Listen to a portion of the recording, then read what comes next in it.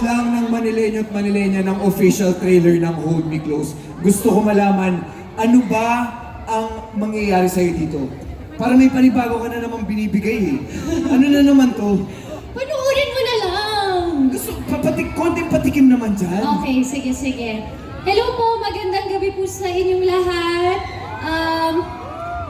Ako po dito si Linlin. Sino po dito yung gustong may superpowers? So, yung role ko po dito, ang superpower niya is, kapag nahawakan niya yung isang tao, malalaman niya kung magiging masama o mabuti siya para sa kanya. Ganon. Para di na siya nasasaktan. May built-in life hack.